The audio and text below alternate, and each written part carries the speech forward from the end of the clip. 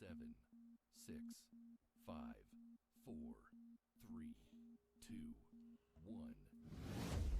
Happy New Year. Happy New Year. It's a player's perspective. We are back, baby. We are back. Kid, where you been, boy? Where you been? I don't know, man. I think I've been on a little hiatus, something, a vacation or something. I tell you what, we came back. The studio changed up a little bit. I'm telling you, man. And everything is going well. But Happy New Year to you, brother. Well, Happy New Year to you, too, brother. It's only the 22nd. It's only the 22nd. It's only the 22nd, Better late than never. Better late than never. Got Yes. my man Kim Jackson still behind the boards over here at Seven Springs Studio, right here rocking it for you guys in the ATL, and we are doing our thing, bringing you back all the best sports talk with Georgia Tech and our Yellow Jackets, Ken. And we're looking for a very exciting year this year, looking for some big things happening out there. We got a great little start happening with the women's basketball team. We got Miss Fortner over there tearing things up. Yeah, she got things on the roll, and I'll tell you what, she's really oh man, she got them playing. She got them ready to put on the dress and go dancing a little bit this year, I think.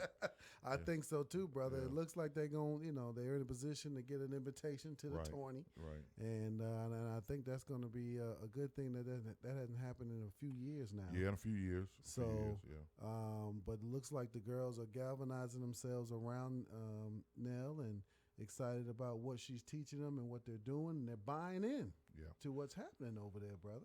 Well, that's the key thing. You got to buy in. Mm-hmm. You got to buy into what coaches on all levels the coaches are trying to do. You got to buy in. So, once you get that buy-in from your ball players, it doesn't matter what sport we're talking about. Right.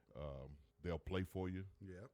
They'll live right for you, and they'll do everything they can to make sure that they are preparing themselves to be winners. To be winners, and that's the biggest thing. And they're winning on the court, doing their thing right now, making it happen out there. So shout out to our Lady Jackets and everything that they are accomplishing on the court down there at McCamish Pavilion. The men, they are playing tonight against number 6 Louisville. Yeah. What's your perspective now on the men's team? Oh, they've been competitive. They've played a lot.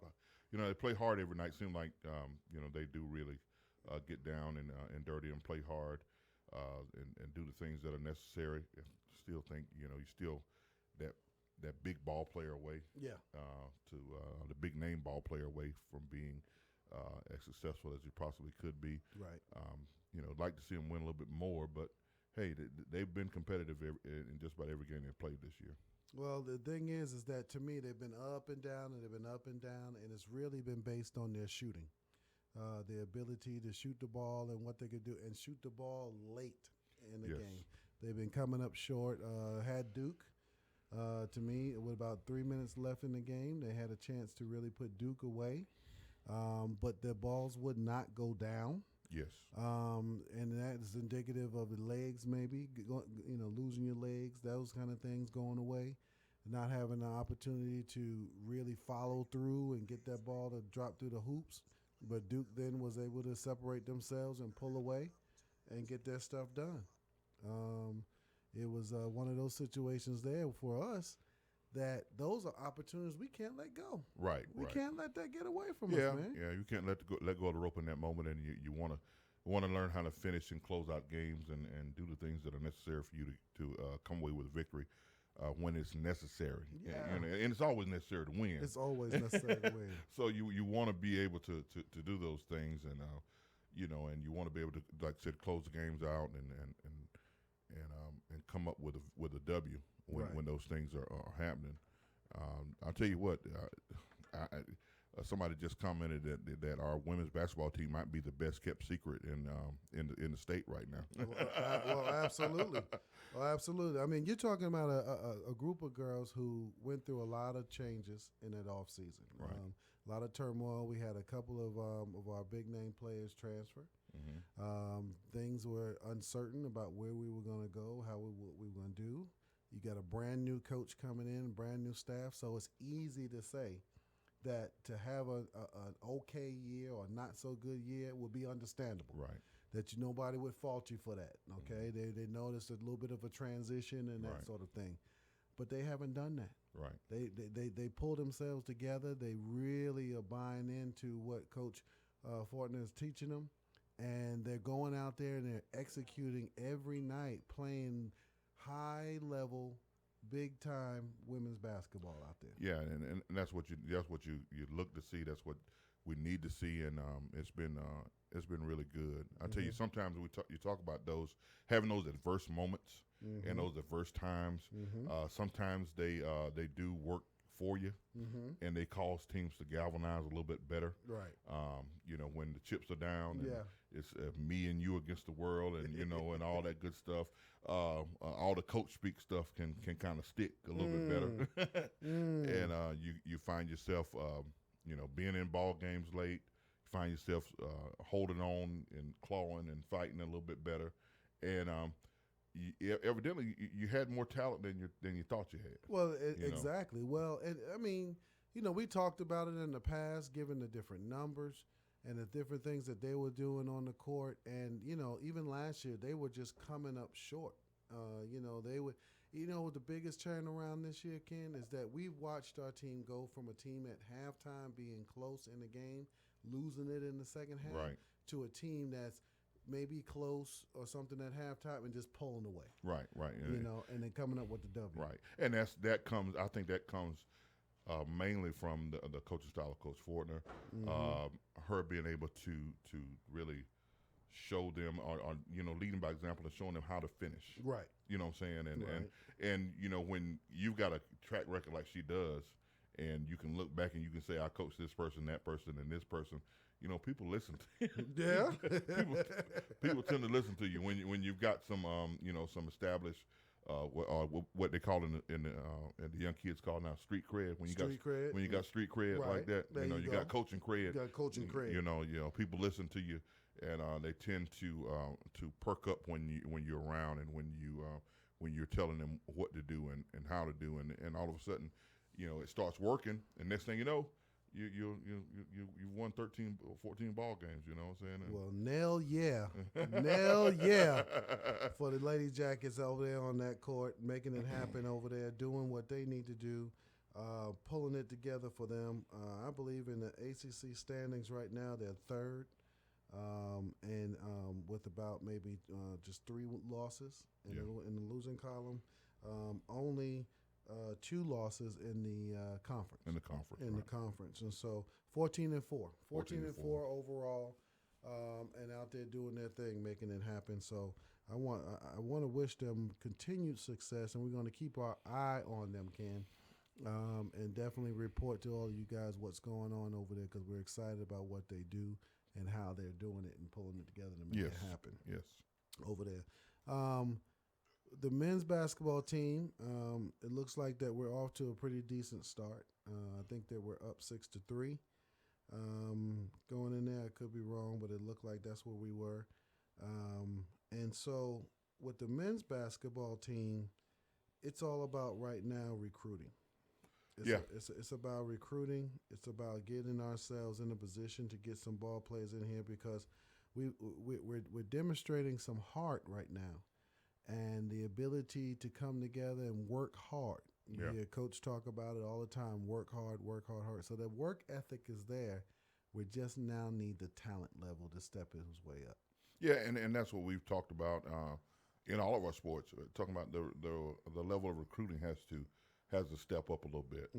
And I think in one particular sport it has. I believe it has, and I think that's going to be a catalyst for the rest of our teams. I think that what we've done in football so far is a good situation for us. So it's going to make things happen, and going to make everybody kind of step the game up a little bit, I believe. Just a little bit. Just a little bit. Well, we've always talked about the rising tide lifts all ships. Yep.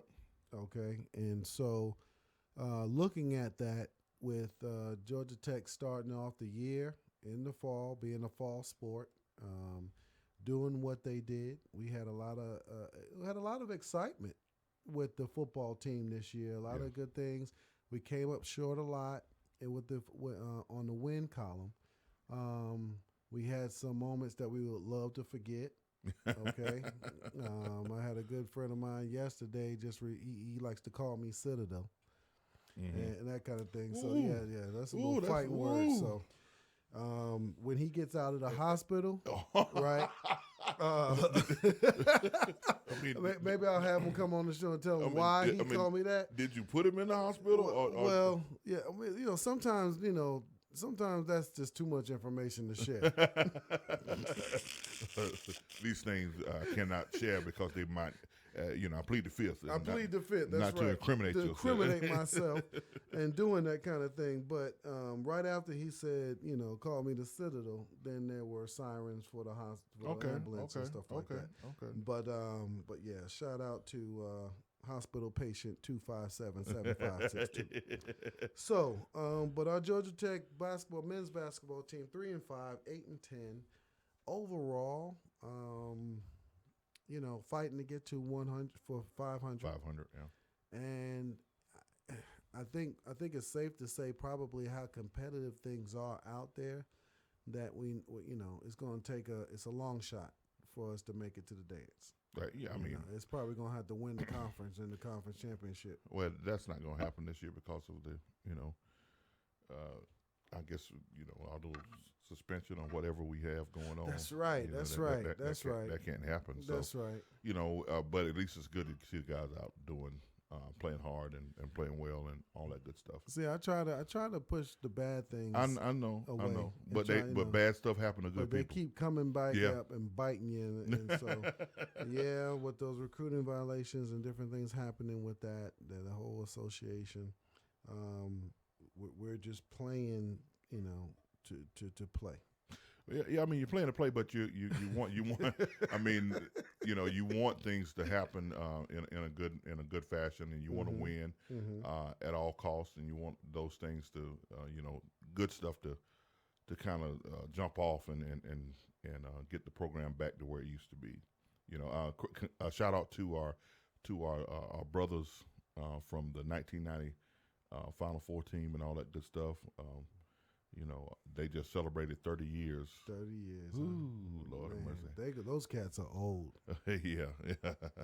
Those cats. Yeah, they're just as old as us. I'm sorry to tell you, brother. 1990, we were all there at the same time. Oh, that's right. Yeah. That's right. So that's about the same time we were there too. Yeah. Well, talk about rising tide lifts all ships. That was an example of that. Yeah. We had the baseball team, the basketball team, and the football team shared a lot of success that year. Yep.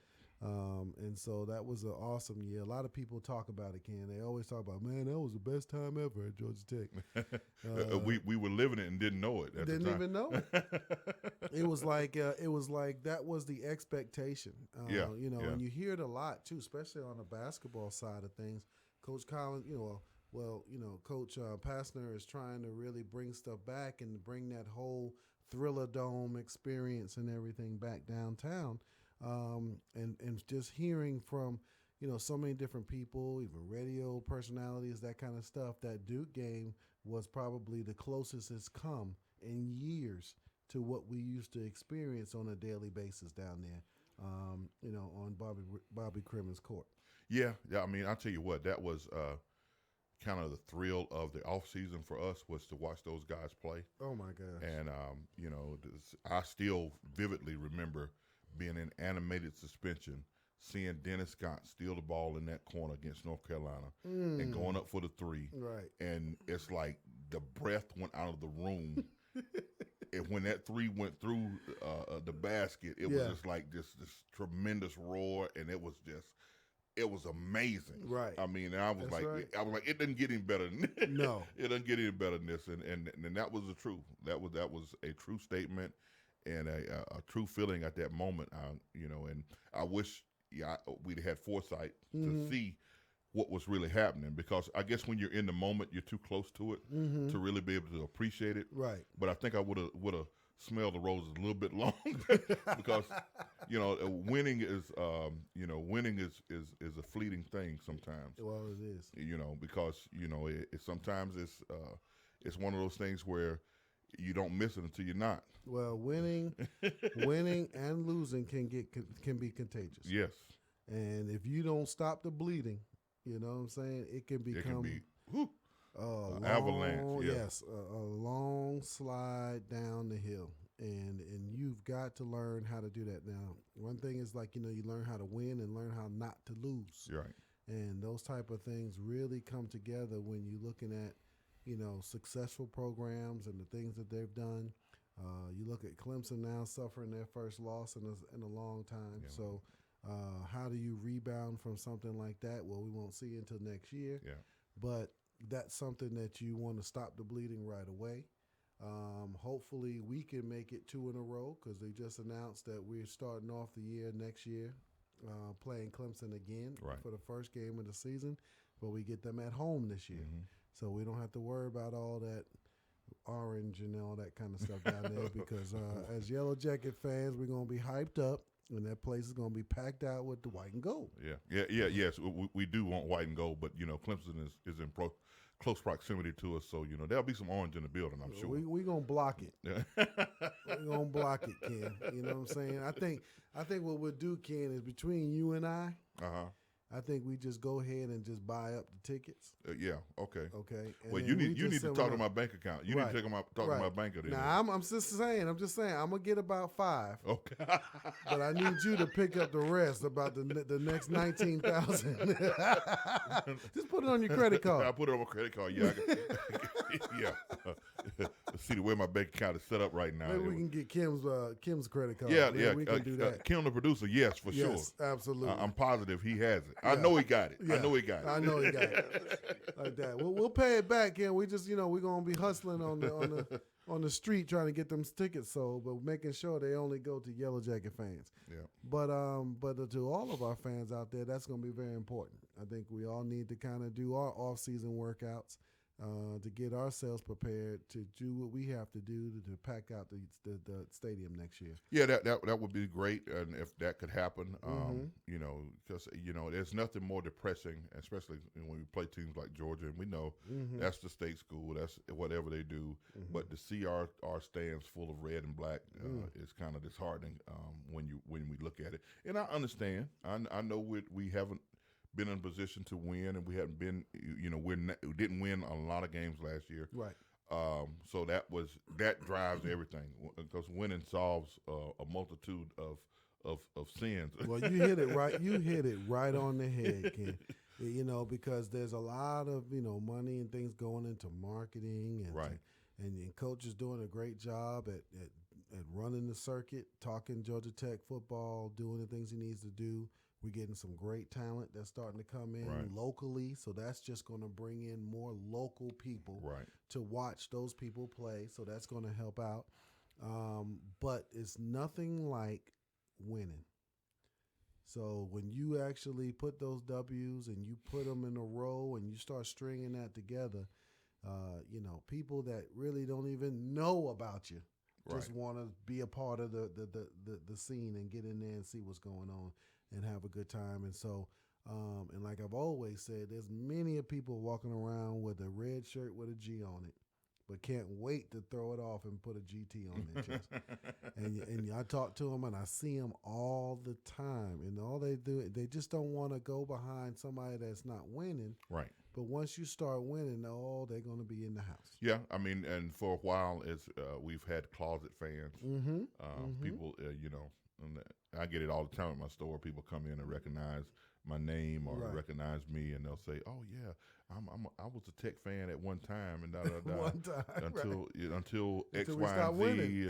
and then we stopped winning, and it just seemed like you guys aren't serious about football. Well, we're very serious about football. Very serious about football. I don't think that should be should ever have been a question, but when you don't win or win you win consistently, but you don't win championships, you don't win different things of that nature. A lot of times people tend to forget about you. Yeah. Well, tend to try to be with the front runner and who's winning. And they're not really that wrong Yeah. when you look at how the administrative went about business Yeah. and some of the ADs that we've hired, some of the ways that we went about, making sure that Georgia Tech was positioned where they needed to be. We came up short on a lot of that stuff. People were not talking the right talk. They were not saying the right things. They were not putting money where it needed to be.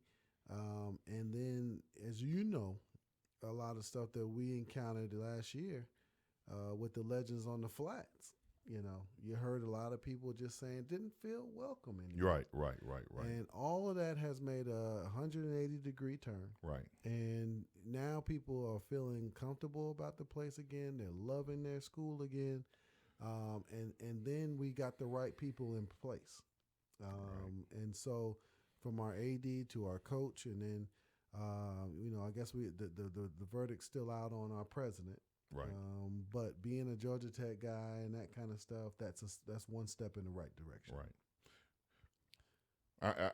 I'm agreeing with you. I'm just. I'm just gotcha.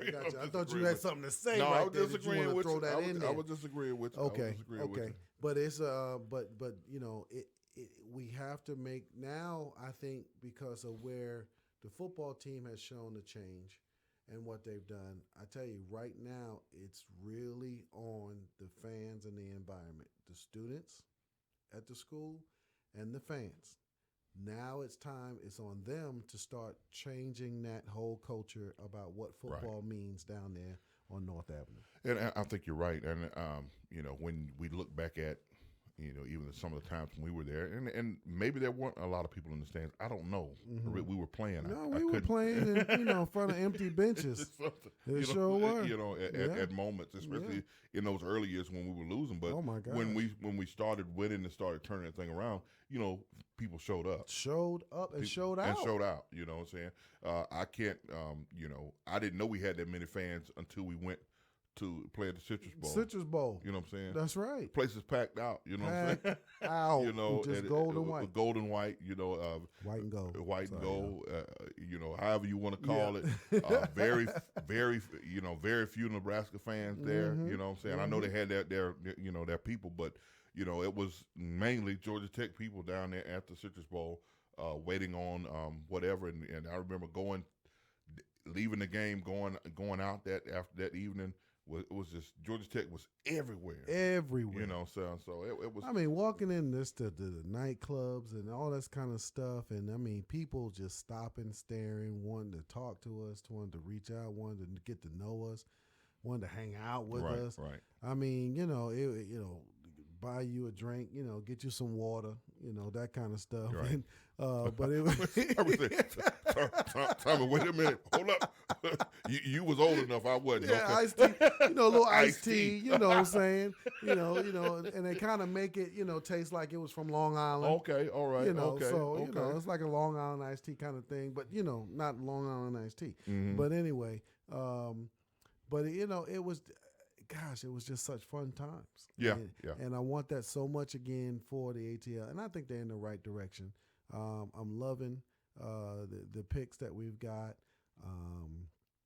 and of the guys with the local talent for what we got, Tyson Miguez and that kind of stuff coming out of Creekside, the talent out of Creekside that we've got coming in, King up in Grayson. And then, Chris, I mean, coming out of Alabama and everything else as the quarterback, that was a big, huge pick.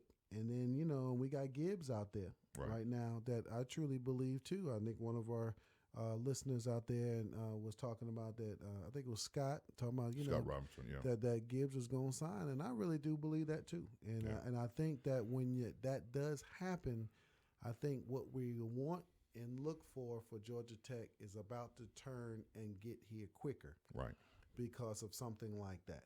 And then, of course, the message will be able to be sent out from that point on about the fun, the excitement, and everything that Georgia Tech football can be and will be realized, and that message will be conveyed. and I'm going to be excited about being a part of that and checking it out. Yeah, I'm very excited about it. You know, we hadn't had a chance to really even talk about the recruiting class that Right. the early signers that we've had so far, and I think it's 4 or 5 of them over there already on campus. Yep. And trying to get get acclimated into the college life and get acclimated into all the things that are that go along with college football. Right. And I think that is important.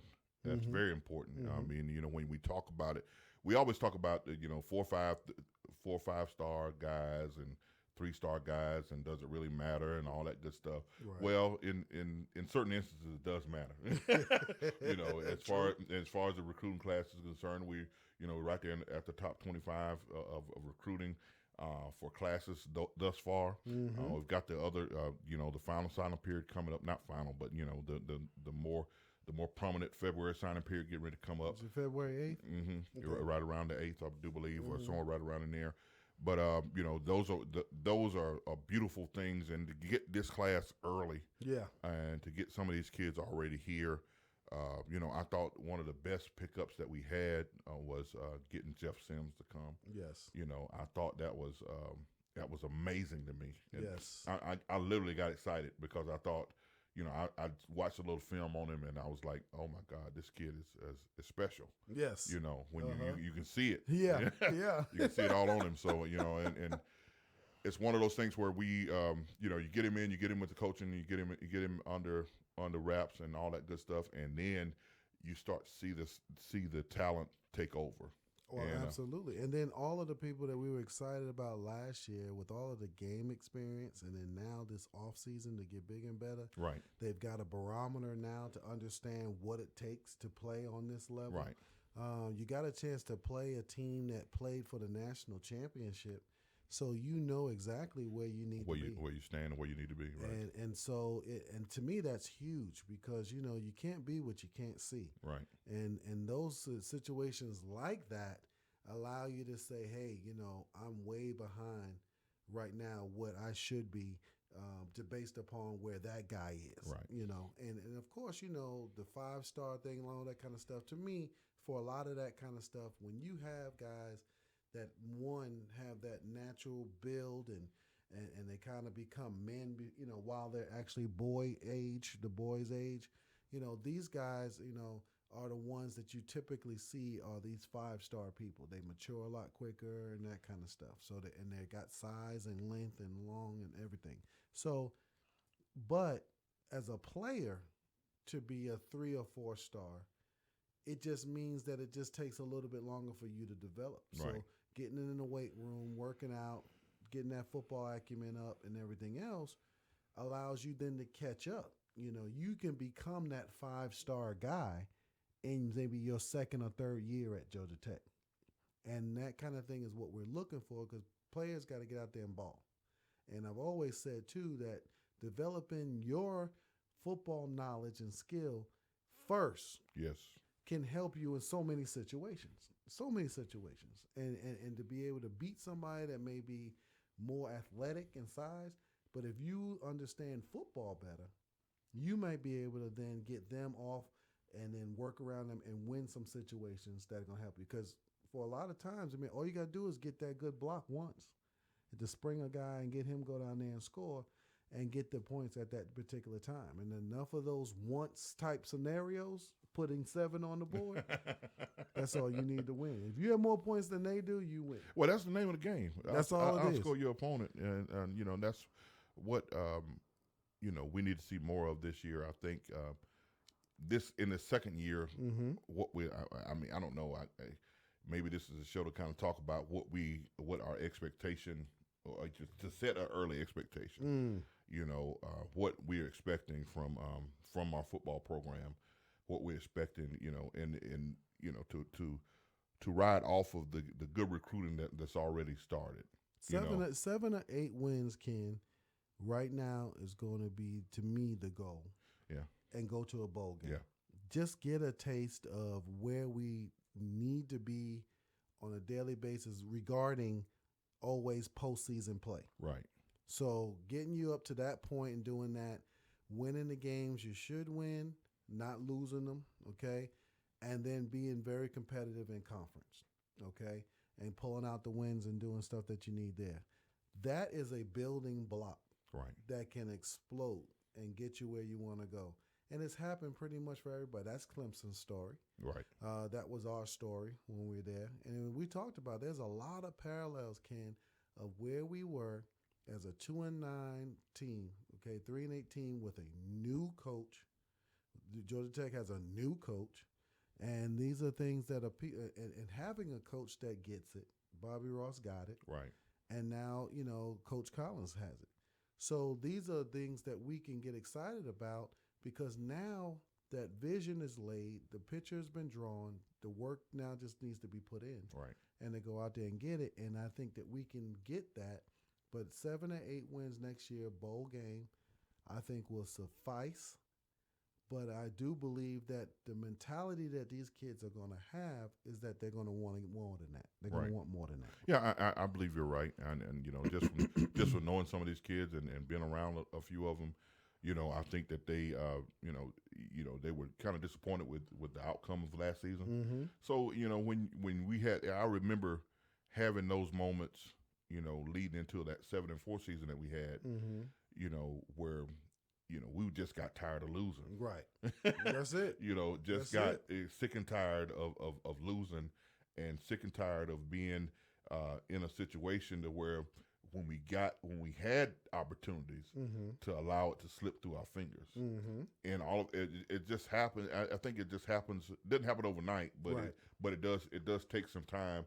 And I used to, we used to trip out when coaches would say, "We got to learn how to win." Mm-hmm. And I'm like, "What do you mean learn how to win? I came from a winning program in high school. Right. I know how to win." Right. But as a unit, as a team, all it takes is one person not to believe something. Yeah. You know what I'm saying? Yeah. And can affect the outcome of a ball game, outcome of a season, outcome of everything, because what we believe kind of swings on that. Yeah. And it's like a pendulum. And I remember distinctly playing in that. I think we beat South Carolina or somebody like that, and that was the catapult that took us over the top. Well, even when you're talking about the turnaround season, though, we actually lost to South Carolina. That's true. That's true. And after that, you had so many people that were so disappointed. Right. Myself included. But to me, the difference was that our upperclassmen took notice. Right. So like Jeff and everybody, they took notice and said, "Wait a minute." You know what I'm saying? The heart and the desire is there. What are we doing? Right. So let's have this meeting and figure it out. Yeah. And that's when we had the players meeting. Yep. And then they come in there and everybody vented, got stuff out. We determined what we wanted to do and where we were going to go. And from that point on, it was about winning these ball games and coming out of that, winning 7 of 8 games and then beating Georgia, okay, and then catapulting ourselves into that next season in that offseason workout. And what you're saying is so true. And I say this all the time. Coaches coach. Mm-hmm. Players play. Players play. And the coach can put a player in a situation to win. Mm-hmm. However, it's still dependent upon that player That player. to win his battle, That's it. to win his one-on-one battle that ultimately turns into a team battle that ultimately decides if we win the ball game or not. Exactly. It's funny because, going back to the way that you study the game and what you know, it's so funny because you go back and you look at some of these tapes of our games and everything, and you look at it and you just say, "Man, if I just did this, why did I do that?" You know what I'm saying? These kind of things. Hindsight is always 20/20, but you like, "Oh, if I had just, what was I thinking?" I'm still trying to stay outside on Gaston Hurst right now. every time I see the film come up, I say, "Here come that play." Right. Come on, Kenny, make it. Come on, Kenny. Get inside. No.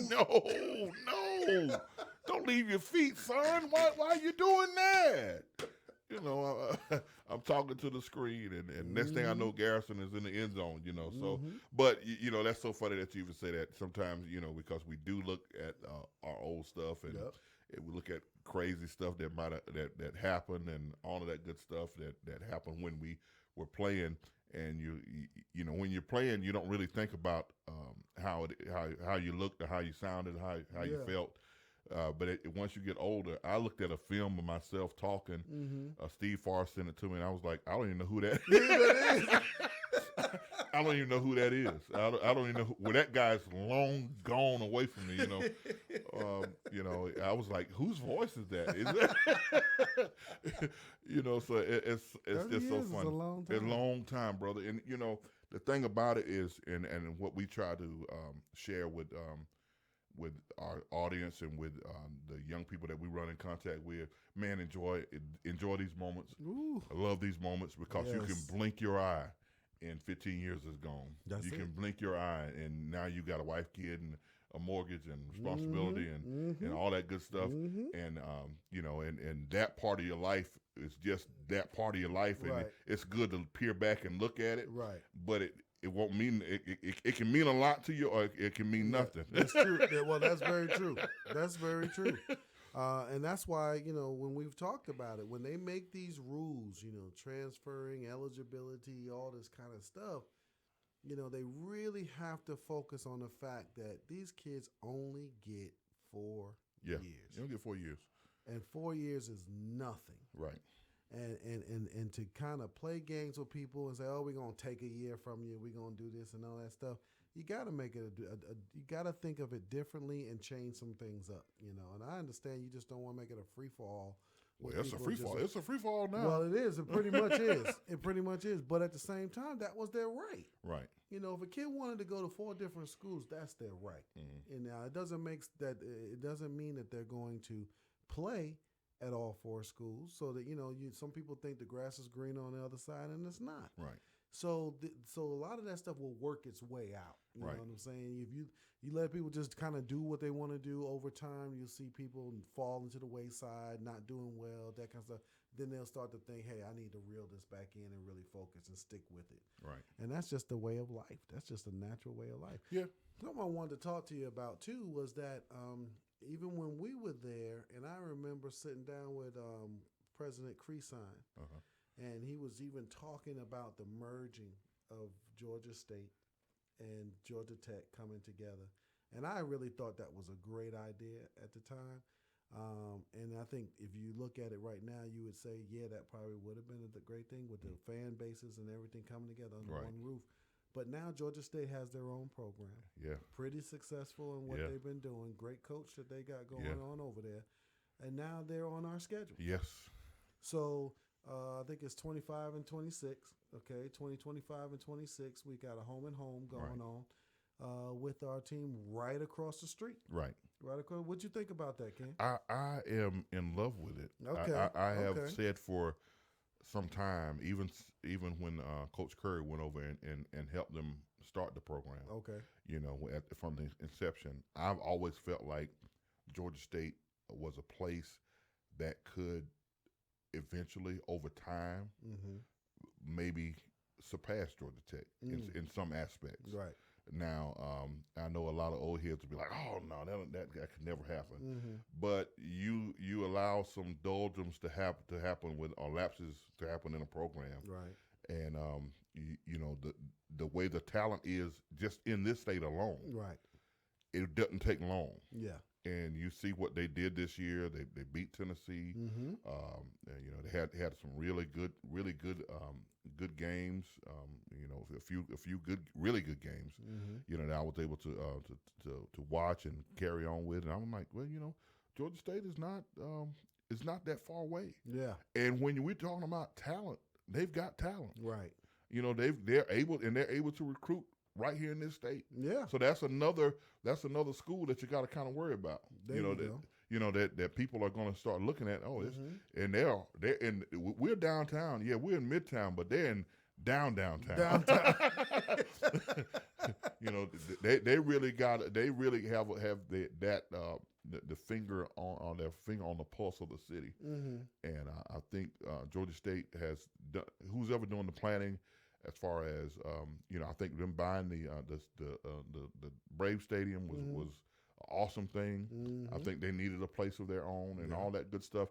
So all of that, you know, inner working is really good. And that's going to be could be a very heated rivalry. It could be like Miami and FIU and FAU and all those schools that are right there on top of each other. Yeah. And it's going to be something special. Whether we realize or not. Now, the school that I'm kind of afraid to play. Yeah. Did I say that? I didn't say that out loud. That flew right out of your mouth. Right out of your mouth. That I don't want to play. I don't want to play Kennesaw. Really? Shout out to my wife and her alma mater. But those owls up there, man. I'm telling you right now. But the irony of it all is that they became more of what Paul Johnson wanted Tech to be. Right. You see what I'm saying? And so the diversity now that's the only thing that they had different is that they're willing to throw the ball. Yeah.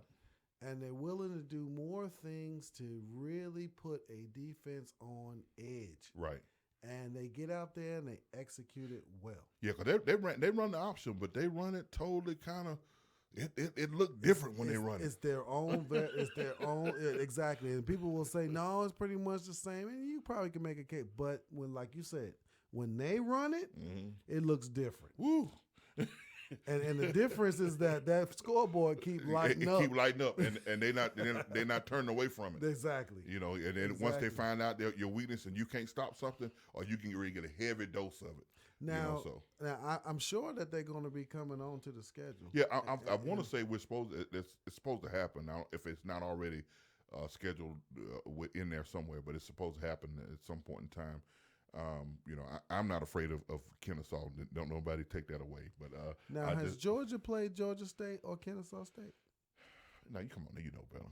I just want to know. You know they played Georgia. They played Southern. They played Southern, but no, they had. I don't think they played either one of those. Because Ken, I think it's a bigger conversation than just throwing a little fin at it or just because like what you said. A lot of what you said spoke highly of what it can do for Georgia State. What's it going to do for Georgia Tech? By the time we play, who knows where these two programs will be? Mm-hmm. Right now, they're on that meteoric rise up. Yeah. I think both of them. I think Georgia Tech has more ground to make up. Yeah. Than and that's crazy to say that. Yeah. But I think we have more ground to make up as far as within our conference and within even within the city. Yeah. I think we have a lot of ground to make up as far as winning and getting that tradition going and getting people out to the ball game and getting people excited about Georgia Tech football again. Yeah. I think people are right now excited about Georgia State football. See, because, so if I can put a little bit of a comparison, a New York City slicker like myself coming to the South to play, I can give a darn about who Georgia was. Mm-hmm. Didn't care. Didn't have any impact. They were just any other team. Because you didn't know no better. Because I didn't know them. Well, yeah, okay. Because at the same time, a person that's from Georgia grows up in that. They see that. What's going on, right? Mm-hmm. To me, that was what is more of the detriment for why the record is so lopsided. There right now is because of the perception instead of what the reality could possibly be. Mm-hmm. How many games have been close that have gone Georgia's way? Right. How many opportunities were wasted that have gone Georgia's way where it could have easily gone Georgia Tech's way? Right. Then there was a time where people were like, Georgia football, the story is Georgia Tech, okay? We still hold the record for 8 consecutive games, right? So they still haven't done that. We still have more championships. We still are the reigning national champions in Georgia. They have gotten so excited about just winning 10 games a year and getting a Sugar Bowl trophy to where the vision of actually winning a national championship thing, they haven't gotten over that hump yet. I don't think they've gotten over that hump yet. I don't think I think that is the perception of most. Right. That's what But like what a person was saying, not to interrupt, but what a person was saying was, it didn't look like you would like Tech was really serious about football. Right. So the moves and the plays that were made over the years really impacted that. Right. The Lewis years, okay. Yeah. Maybe even holding on to Curry for people, but holding on to Curry too long. Mm-hmm. Okay, but these were things that were really putting Tech as the baby brothers, okay, or as a second tier team. Whereas if you rewind the clock and go back to when we were in the SEC and everything else, we were the big boys on the block too. But now, what I think you have to worry about, okay, is that when you bring on the Georgia State and everything else, we have to make sure that we stay within the big boy status and the big brother status to Georgia State, and we can't let them catch us. But like what you said, something like this and these kind of games can help to raise the level of awareness. Oh, yeah. Oh, Now, you know what I'm saying? So far as who they are, what's going on, and what's happening. But for Tech, we've got to be careful that we raise that bar significantly. Yeah. And we do what we have to do administratively and everything to show that we are serious about football and taking care of business. Right. To where we become more significant and instead of the opposite of less significant. And now, granted, don't worry out there and everything else. I say that that's exactly what we're doing. And I say that's exactly where we're going with this. But be careful going forward on what we do, because right now what we need to start doing is not losing the games we should win against Georgia. Start gaining some more of that traction back with that rivalry. And we need to really make it a nice thing to do by playing Georgia State or Kennesaw. But we got to come out of those games with those victories. We can't come out there with no L's, brother. We can't come out there with those L's. Let me tell you, I love you. Yeah. We lost the Citadel. That's why. That was an abomination. That was an abomination. That was just, those are directly to my point. We can't lose to the Citadel. You can't lose to the Citadel, You just can't do it. I don't care what state your program is in. Exactly. You can't lose to what is perceived to be. That's right. A lesser talented or a step down program. Right. From your program, you can't look, like I said. When we play the game, you can't lose to Georgia State. You can't lose to Kennesaw. Right. I don't care what they're doing in their conference. I don't care how good they are. Right. You're supposed to be better than them. Head and shoulders above, better than them. And I don't care what's going on. Right. You're supposed to be. You're supposed to get all the big ball players, all that good stuff, and you're supposed to be better than them. You have regardless. to be. And you have to be. Yeah. At least on that day. You better be. But it speaks to me to the state, because Florida to me was always perceived to be a bigger state for football because of that. You had Florida State, Miami. And then all of a sudden UCF popped their heads up. Right. So you've got all of these major players that are out there doing their thing. Now, they don't all play each other like they should, or like we're starting to develop. So it can make something very unique. Right. And everything for Georgia to really accentuate what's going on. But I'm going to tell you, Ken, I've always said that the reason why, to me, Tech can basically get to the point of winning a national championship before Georgia does is going to be the recruiting philosophy of what's going on. And I'm telling you, you got to go and get those ballers from other states. Yeah. You got to do that. You, even though Georgia is a hotbed of talent, you got to get that top talent. You start winning those battles. Yeah. But at the same time, don't forget about these other states, Right, because they come in with the same mentality that I do. Georgia who? You know what I'm saying? I don't know that kid. Right. I didn't grow up with him. So he has to prove himself to me Saturday Right. that he's as good as they say. Right. Whereas a lot of times if you play with them, you kind of give him the benefit of doubt. Oh, I got to watch what he does. I got to do this. And he doesn't necessarily have to prove it. You actually have sold yourself on his talent, Right. which puts you at a disadvantage. I mean, I understand that. I understand that, and that's a real thing. Yeah. I think that's a real and a very valid point, because sometimes you do, because we played against those guys growing up. Mm-hmm. You know them. Yeah. You know what I'm saying? And regardless, and sometimes the game is won because you knew what he did prior, Yeah. or knew who he was. Right.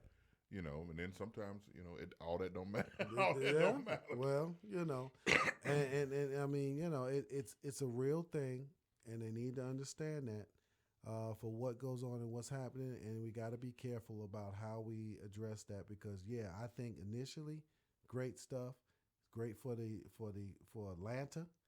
It's going to be an awesome game, and if they can find a way to make it even more of a permanent matchup to get it done down the road, it just makes it a great time for the 404.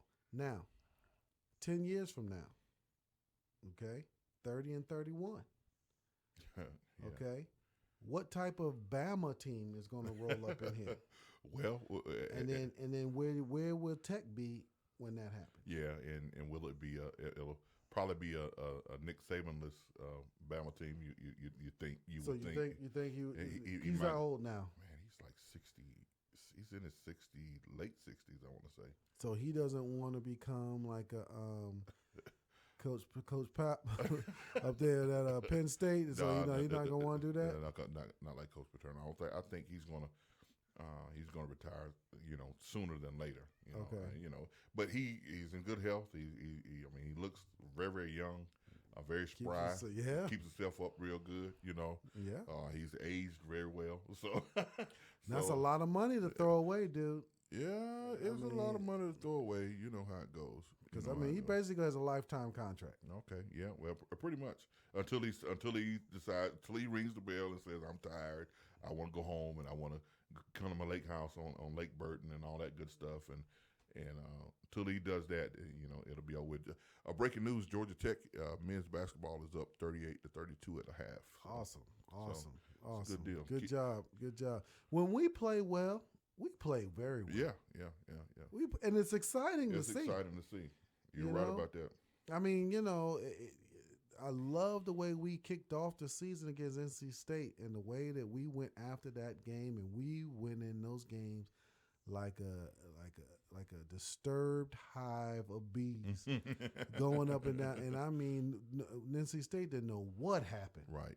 They didn't know what happened. But like I said, this is now where it gets to the point here. It's the second half. Second half, yeah. You got to win the second half. Got to win. Got to make the adjustments. You got to start strong. You got to start finish off strong. Got to finish strong. You got to do those things that are necessary. I just believe and I know for a fact that being able to make in-game adjustments, or not even in-game adjustments, but adjusting at the half, right, is so key in every sport. Yes, oh my God, and it bothers me in my spirit when I see people that refuse. Yeah. Or they make minor adjustments. Right. They don't make the wholesale turn or make the wholesale or sell out. If somebody's doing something to you to disrupt you, at least stop that. Just stop that.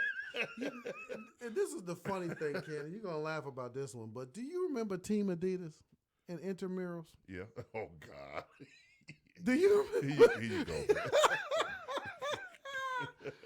Tell the people, like, Team Adidas was a group of guys that were just students. Right. And I'm sure they played in high school and that kind of stuff. Yeah. But they were just students. And Ken, when we hit that court against these guys with all of our athleticism and everything else, those cats shot the daylights out of that ball. Beat the dog and snot beat the out of it. dog snot out of us, okay? And shout out to the Team Adidas. Y'all know who you are out there. But Ken, why can't we just get 2 or 3 guys that could just shoot the daylights like that? They can't, no, they're not on the radars, this and that. But these kids can set up and shoot the daylights out of the ball. Yeah. and we get 2 or 3 and late in the game, you just put them up in there and tell them cats to shoot the daylights out of the ball. Only if it was Take that us easy. home. Only if it was that easy. It is that easy, kid. I just gave it to you. I just told you exactly what to do. Okay, when we were playing Duke that night, and you just go ahead and then we're on offense. Sub, right? Okay. Here come the 5. Here come the 5. It's just that easy. Here come them 5. And them cats just go ahead and do the same thing they did to us, and they pass the ball, and them cats just shoot. Hey, and then all of a sudden, if we hit 2 or 3 threes against Duke, we beat them. We beat them, yeah. We beat them. That's true. Now- You can't have, and this is in every sport just about, especially basketball, football, and not baseball too much, but you can't have interpossessions. I always say, with the team that has interpossessions late in ball games, 9 out of 10 times they end up losing the ball game. Mm-hmm. If you're not scoring, the other team is scoring. Right, And you're not taking advantage of another team not scoring. right. You probably gonna end up losing the ball. You probably gonna end up losing the ball game. But I'm saying sub them cats in, kid. Let them shoot that rock, and then just like when they bring the ball in, pressure them, get up on them. You may foul them, or you just may knock the ball out of bounds. And then when when stop play happens, Yeah. and bring our black 5 back in there. Only Get that horn. how the horn sound. And bring them cats back. Bring our cats back in there. Okay. Or just kind of put 2 or 3 of them in there. Yeah. Everybody's like, well, I don't know, who are they? Yeah. Wham! Just like us, And we sitting there like, we gonna be okay. We fine. You know what I'm saying? Just check them up. The cat do a little move. Wham! Do they ever miss? That's all we need, kid. Yeah. We need Team Adidas. Oh, It's gonna save the tech program. That would be Team Adidas gonna save the program. that would be awesome. That would be awesome. People just need Team to Adidas. listen to us. Just listen to us sometime. This man brought up Team Adidas. Jesus. The show is off the rails. It's almost time to go. Hey, when you get your behind beat like that, you don't ever forget it. 30 years later, you remember? You don't ever forget it. I was just like, these cats don't miss. Did they really did this joker just screen me and Yes. He got them boxed you out. Kid came off the screen. Wham! Hey, they were very fundamentally sound, to say the least. I don't care how much running and jumping and dunking we did. Yeah, They stayed the same same. little pace. That's Come on it. down. They set up their offense. Yep. Whoop whoop whoop. Next thing you know, they scoring. Yep. You Yeah. trying to be cute, You to trying miss to be the cute. rebound, to miss the shot. Next thing you look up, you down by 15 points. And trying to be Wham. and fussing at each other. Fussing. Come on, man, get your man. Get your man. Oh, God. Oh, man. So, look, we had a lot of fun in SAC. We had a lot of fun at the SAC, too. Oh, my goodness, kid. That was hilarious, though, brother, because they put it on us. Yes. But, okay, so Alabama rolls in, different team, probably totally different program. Because once Saban goes, man, I mean, what's going to happen? There's a lot of good coaches out there, a lot of good stuff going on. That's when. But there's still only one Saban. Yeah, someone wants to say, but that's when Dabo will go over and take over. You think he going to do that? It's possible. He got ties in Alabama, man. Got ties in Alabama. I know he built a lot.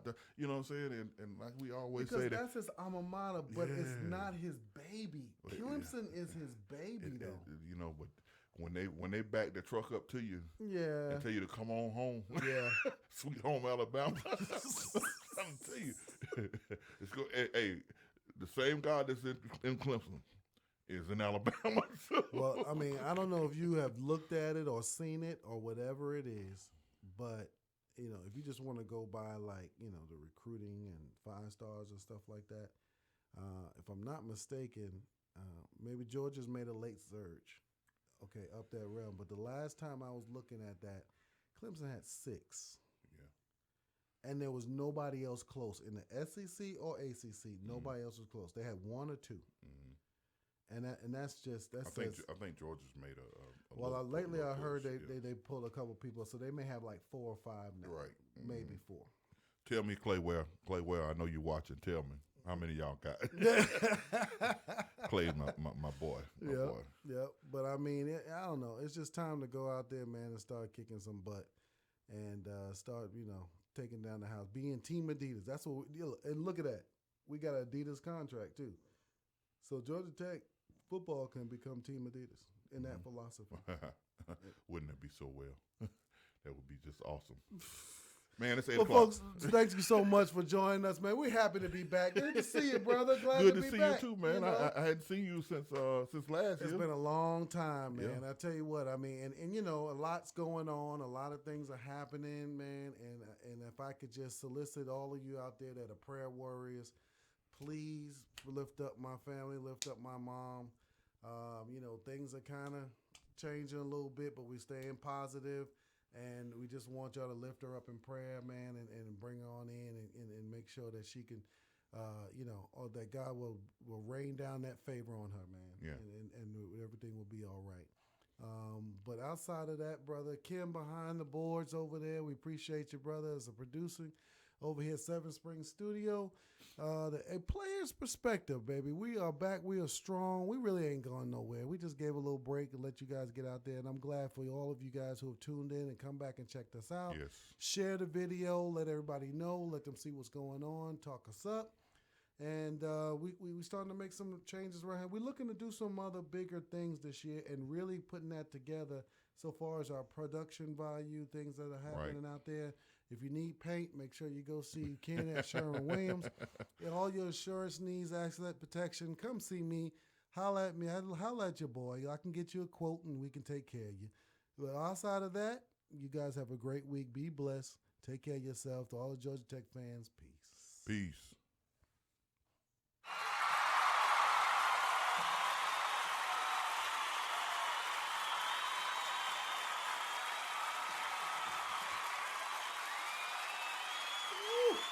Thank y'all. Thank you. Appreciate you.